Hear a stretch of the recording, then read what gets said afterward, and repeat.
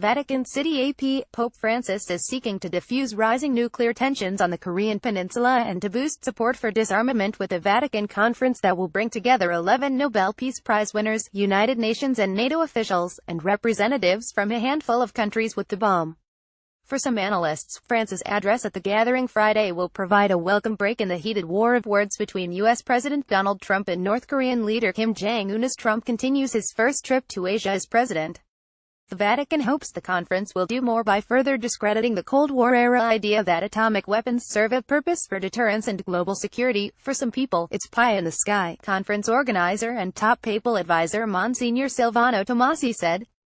But at this time, I think it's very important to alert public opinion that the presence in the world of thousands of atomic bombs doesn't guarantee the security of anyone. The conference is the first major international gathering since 122 countries approved a new UN treaty in July calling for the complete elimination of nuclear weapons.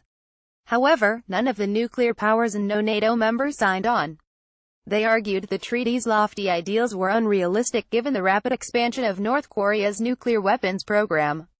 The treaty received a boost from the Nobel Committee when it awarded the Peace Prize this year to the International Campaign to Abolish Nuclear Weapons, an advocacy group that was instrumental in getting the pact approved.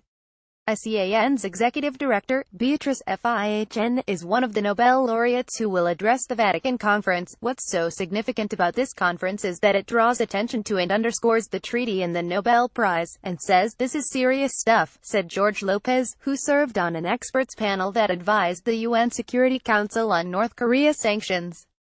Francis is keeping the issue alive and adding a new dimension, said Lopez, who is attending the conference as a member of a delegation from the University of Notre Dame. The Holy See has consistently opposed nuclear weapons and supported non-proliferation and disarmament efforts, and history's first Latin American pope has strongly backed that line.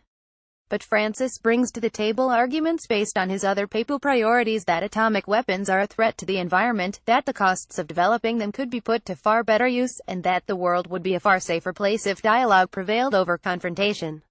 Monsignor Tomasi said the Vatican hopes to send both Washington and Pyongyang a clear message through the conference that the only way forward is dialogue, without excessive aggression and rhetoric. Francis keeps saying we need to build channels of communication and not walls, Tomasi said in an interview. If the conference that we are organizing succeeds in conveying this message, we have done our jobs. One outcome the Vatican is ruling out, at least publicly, is that the conference could lead to a mediation role of some kind. The Vatican under Francis has facilitated talks between the US and Cuba and, more recently, between the Venezuelan government and opposition. But it has denied any interest in mediating the Korean standoff and suggested that other experienced facilitators, such as Norway, could play that role. The United States is set to be represented at the conference by its deputy ambassador to the Holy See. Ambassador Callista Gingrich hasn't presented her credentials yet and can't participate in official Vatican events. Russia is sending a top nuclear expert, and NATO's Deputy Secretary General, Rose Gamoller, is scheduled to speak. China and North Korea have been invited, but organizers said they do not know if the countries would send representatives. Neither has diplomatic relations with the Holy See.